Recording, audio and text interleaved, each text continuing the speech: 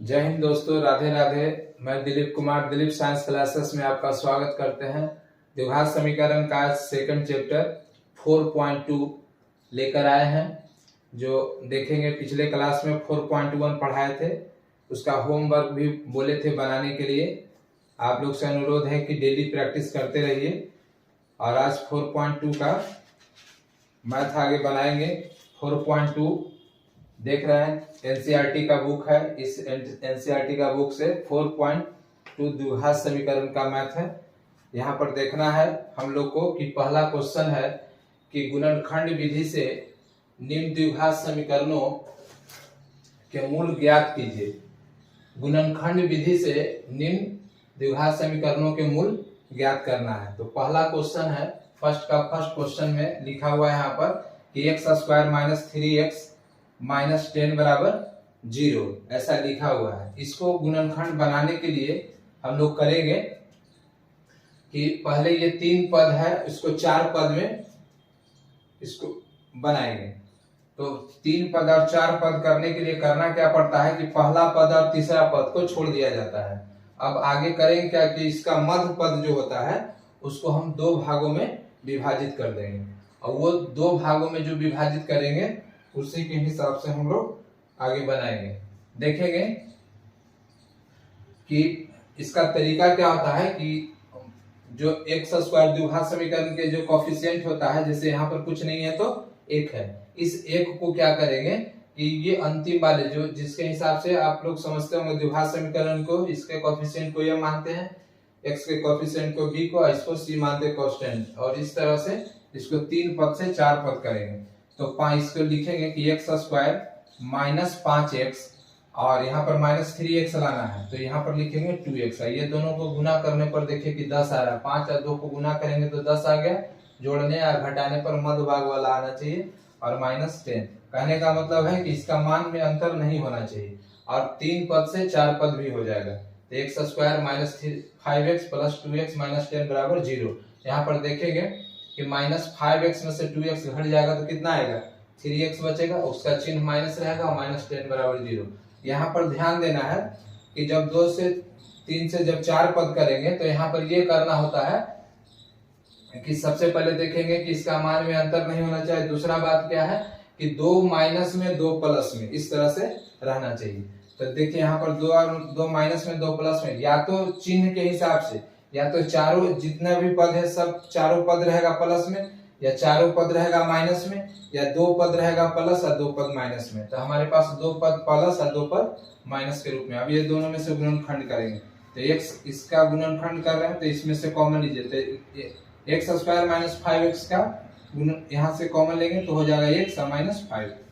ये दोनों में से लेंगे कॉमन तो 2 लेंगे कॉमन, तो जितना यहाँ आना चाहिए उतना ही यहाँ रहना चाहिए। तो x और 2 बचे 10 बराबर 0। फिर आगे देखेंगे ये दोनों में देखिए x माइनस 5 दोनों में है, तो ये दोनों में से कॉमन हो जाएगा x माइनस 5। अब यहाँ पर बच गया सर x प्लस 2 बराबर 0। अब देखिए गुणनखंड जब निकाल रहे हैं तो ये 0 क्या है, ये दोनों के लिए है गुणनखंड। यहाँ पर गुणनखंड विधि से द्विघात समीकरण का मतलब कि जिस पर पावर क्या है 2 है, तो वो द्विघात समीकरण हो गया। और गुणनखंड विधि से बोला जा रहा है, इसलिए 2 गो के गुणनखंड के गुणन के रूप में ले आएंगे। और उस तरह से x माइनस 5 बराबर लिखेंगे 0, और x प्लस 2 बराबर भी 0, और x बराबर क्या हो जाएगा सर 5, और x बराबर माइनस 2। इस तरह से हम लोग द्विघात समीकरण का क्या कर रहा है, द्विघात समीकरणों के मूल ज्ञात कीजिए। इस तरह से हम लोग मूल निकाल लेंगे। फिर आगे देखेंगे सर इसी का दूसरा नंबर क्वेश्चन। देखिए फिर इसको क्या करेंगे कि इसको c को और a को दोनों को गुना करेंगे, अंतिम पद को और शुरू पद को गुना करेंगे, तो 6 दूनी के 12 हो जाएगा। 12 को इस तरह से तोड़े, देखिए 4 तिया 12, 4 में से यदि 3 को घटाएंगे तो 1 आ जाएगा। तो मध्य पद को 2 भागों में विभाजित करना है, तो लिखना है कि 2x स्क्वायर, अब प्लस यहाँ हो जाएगा 4x, यहाँ हो जाएगा माइनस 3x और माइनस 6 बराबर 0। यहाँ पर देखिए सर कि 2x स्क्वायर है और यहाँ पर x लाना है, तो 4x में से 3x घट जाएगा तो कितना बचेगा x और माइनस 6 बराबर 0। अब यहाँ पर देखेंगे 2 का कॉमन लेंगे, तो इसमें से दोनों में से कॉमन क्या हो जाएगा 2x हो जाएगा। तो 2x कॉमन लेंगे तो यहाँ पर बच जाएगा x और प्लस 2 दूनी के 4, तो 2, और x तो कॉमन हो जाएगा तो x प्लस 2 हो गया। अब जो यहाँ पर x प्लस 2 आया है वही उधर भी आना चाहिए। तो फिर यहाँ पर लिखेंगे सर, यहाँ पर माइनस ले लेते हैं 3 कॉमन, तो इसमें से x बचेगा। देखो 3 से 3 कैंसिल, माइनस से माइनस, तो x माइनस माइनस प्लस, 3 दूनी का 6 बराबर 0। देख रहे हैं यहाँ पर, समझ में आ रहा है? ये 4 पद है, 4 पद में से 2 पद में से कॉमन लिया, तो 2x दोनों में है, तो 2x कॉमन ले लिए, यहाँ x बचा, यहाँ पर 2 बचा, यहाँ पर -3 कॉमन लिए, यहाँ पर x बचा, 3 दूनी के 6 बराबर 2, इस तरह से बच रहा। अब देखना है सर कि x प्लस 2, और यहाँ पर क्या लिखेंगे, 2x इसमें बच गया, इसमें -3 बराबर 0। लेकिन हम लोग को क्या करना है, गुणनखंड तो निकालना नहीं है, से हम लोग को गुणनखंड विधि से मूल निकालना है। तो इसका मूल निकालेंगे सर, तो x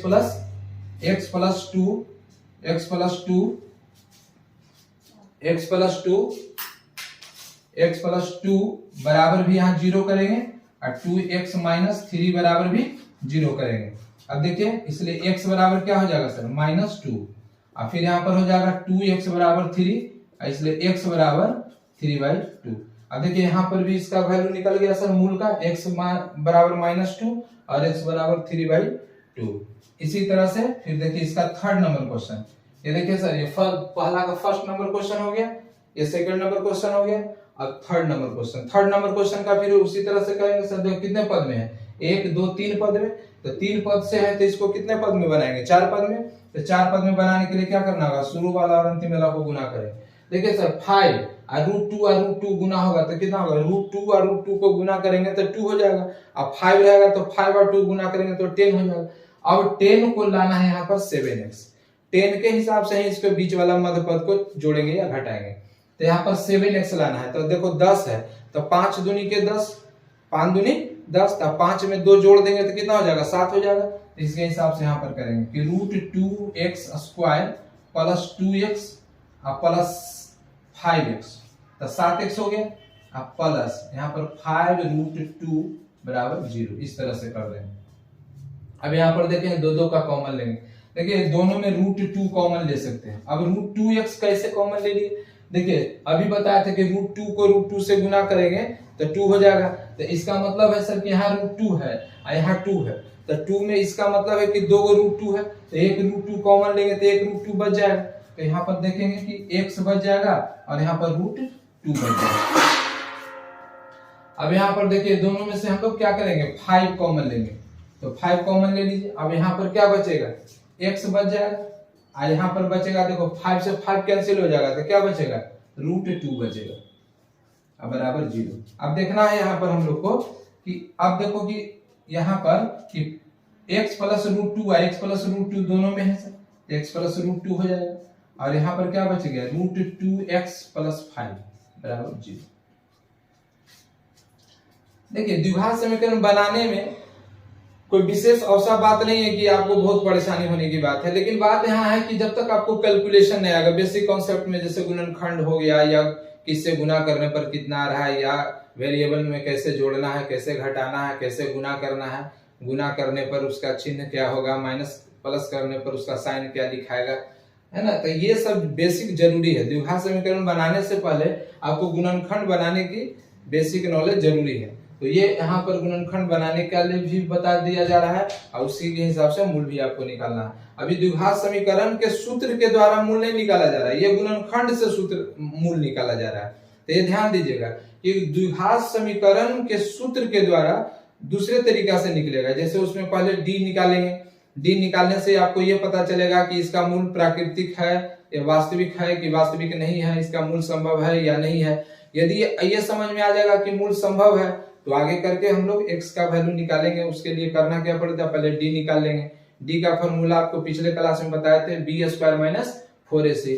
b² - 4ac का जब मान निकालेंगे, यदि 0 के बराबर आ गया तो उसका मूल वास्तविक और समान हो जाएगा, 0 से बड़ा हो जाएगा तो उसका मान वास्तविक और असमान हो जाएगा, 0 से यदि छोटा आ जाएगा तो उसका अवास्तविक मतलब हल संभव नहीं होगा। ये सब बातें हो गई।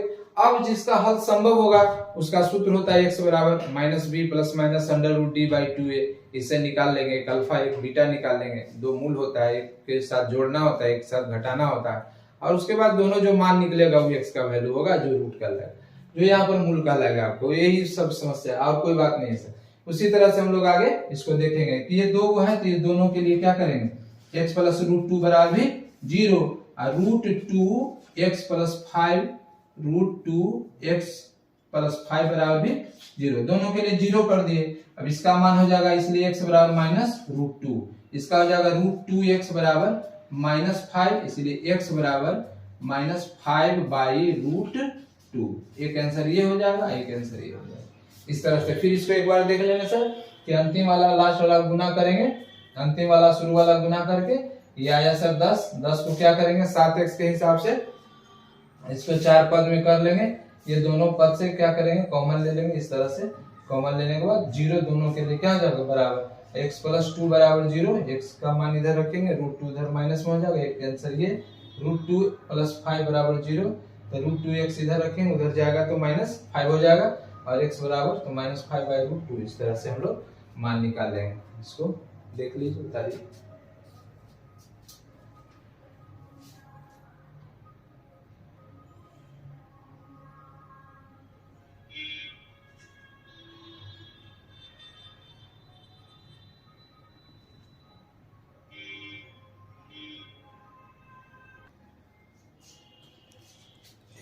से देखेंगे कि अभी 3 हिसाब आपको बता दिए कि 1 2 3 पहला का। आप देखिए ये क्वेश्चन नंबर 4 है, क्वेश्चन नंबर 4 है कि 2x square minus x plus 1 by 8 बराबर 0। ये आपको होमवर्क है सर, ये आपको बना के आपको दिखाना होगा। ये कल के क्लास में आप कमेंट्स में आप सेंड कीजिएगा इसको बना के।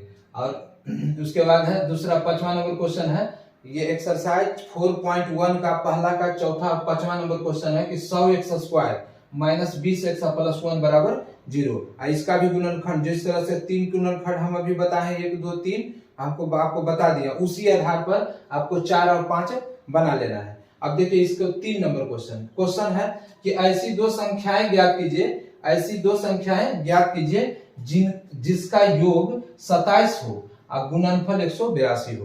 तो ध्यान दीजिएगा सर ये द्विघात समीकरण का है, तो इसमें x और y करके आपको नहीं मानना है, नहीं तो ऐसे कर नहीं मान लेना है कि 27 योग है तो माना कि पहला संख्या x है दूसरी संख्या y, और दोनों को जोड़ दीजिएगा 27, तो बहुत डिफिकल्ट हो जाएगा। इस तरह से नहीं बनाना है, जो भी मानना है, मान लो कि हम x मानते हैं तो x मान के ही उसको हम बनाएंगे।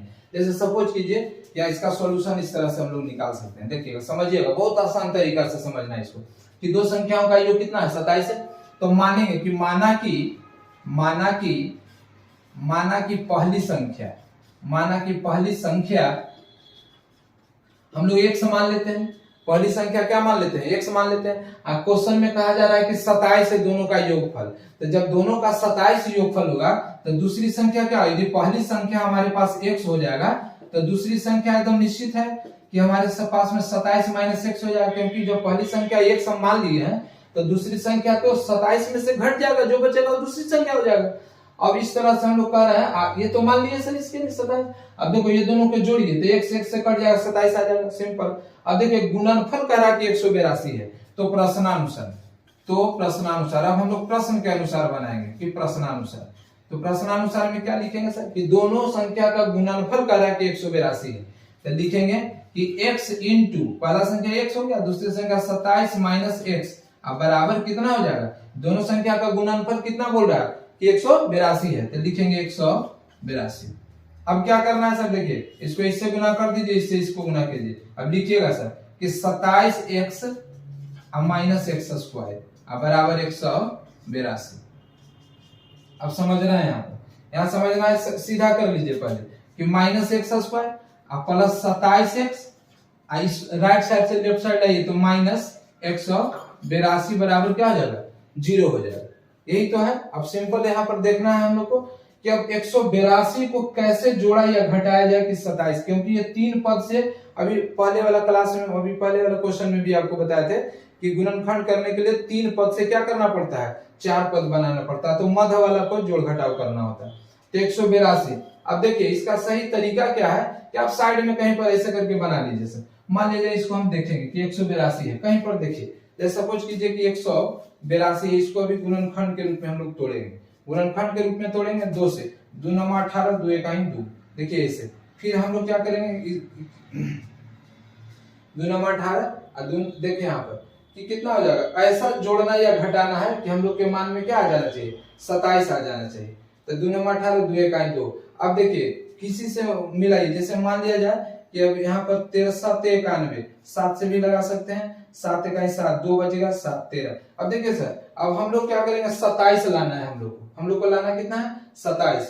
तो अब यहाँ पर देखेंगे हम लोग कि ये बन पा रहा है कि नहीं, उसके हिसाब से इस तरह से देखेंगे। तो यहाँ पर देखिए कि इस तरह से आगे, तो 7 दूनी के 14 और 14 में 13 जोड़िए तो 13 दूनी 26 एक 27 हो जाएगा। तो यहाँ पर हम लोग लिख देंगे कि माइनस एक्स स्क्वायर प्लस, यहाँ पर लिखो कि 14x प्लस 13x माइनस 182 बराबर 0।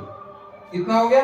अब देखेंगे इसमें देखेंगे दोनों में से कॉमन लीजिए, तो माइनस एक्स कॉमन ले लेंगे, तो यहाँ x माइनस 14 बच जाएगा, x माइनस 14, यहाँ ये माइनस एक्स ले लिए तो यहाँ पर x और यहाँ पर माइनस 14, यहाँ पर 13 कॉमन ले लीजिए, तो 13 कॉमन लेंगे तो यहाँ पर x और यहाँ भी माइनस 14 बराबर 0। अभी इसी तरह से हम लोग क्या करेंगे कि आगे बढ़ाएंगे। अब दोनों में से कॉमन ले लीजिए x माइनस 14, तो लिखेंगे x माइनस 14 कॉमन हो गया। अब इसमें कॉमन क्या हो जाएगा, minus x plus 13, minus x plus 13। यहाँ पर देखिएगा कि माइनस एक्स इसमें बचा, इसमें 13 बचा, इतना बराबर क्या लिखेंगे कि 0 लिखेंगे। अब देखिए, अब ये दोनों के लिए 0 हम लोग लिख सकते हैं कि x माइनस 14 बराबर क्या लिखेंगे 0, और माइनस एक्स प्लस 13 बराबर भी क्या लिखेंगे 0। अब देखिए सर, x बराबर क्या है यहाँ 14 हो जाएगा, यहाँ पर माइनस एक्स बराबर माइनस 13, इसलिए x बराबर क्या हो जाएगा 13। अब देखिए, अब इसमें दो तरीका है सर, या तो x बराबर आप 14 मानिएगा, x बराबर 14 मानिएगा, तो इसमें लिखिएगा सर किसी का भी मान आप लिख लीजिए, पहली संख्या या दूसरी संख्या, ऐसा कुछ नहीं करना कि पहली संख्या ज्यादा होगा दूसरी संख्या कम होगा। तो आप इसमें लिख सकते हैं कि पहली संख्या बराबर x बराबर आप 14 लिख लीजिए, सपोज कीजिए 14 लिख लिए, तो दूसरी संख्या क्या हो जाएगा 27 माइनस 14, तो 13 हो जाएगा। या पहली संख्या ही आप मान लीजिएगा 13, तो दूसरी संख्या हो जाएगा 14, तो आप 14 13 या 13 14 ऐसे करके बना सकते हैं। तो दूसरी संख्या लिखिए सर, दूसरी संख्या हो जाएगा 27 माइनस एक्स बराबर क्या हो जाएगा 27 माइनस 14 बराबर 13। एक संख्या 13 हो जाएगा, एक संख्या 14 हो जाएगा। इस तरह से हम लोग दोनों संख्या को ज्ञात कर सकते हैं। अब देखो बच्चों कि आपके पास में इस मैथ में 3 तक हम आपको बता दिए हैं, इसमें आपका 4 नंबर 5 नंबर और 6 नंबर आप इसको होमवर्क के तौर से आप बनाओगे, और अगले फिर एक क्लास आपको 20 मिनट 25 मिनट का और देंगे इसमें 4.2 का, उसमें आपका क्वेश्चन जो है 4 5 6 जो बचा हुआ मैथ है वो हम बता देंगे। नहीं तो आप अगले क्लास तक इसका होमवर्क समझ के इसको होमवर्क में बना लीजिएगा और फिर आगे बताएंगे। और कंटिन्यू आपका फिर अगले दिन 4.3, फिर अगले दिन 4.4, इस तरह से आपका कंटिन्यूअस क्लास चलते रहेगा। और कोशिश कीजिए कि ज्यादा से ज्यादा लाभ उठाएं और कमेंट्स करें और पढ़े भी, और अपने दोस्त लोग के लिए हमारे वीडियो को शेयर भी करें। जय हिंद, जय भारत।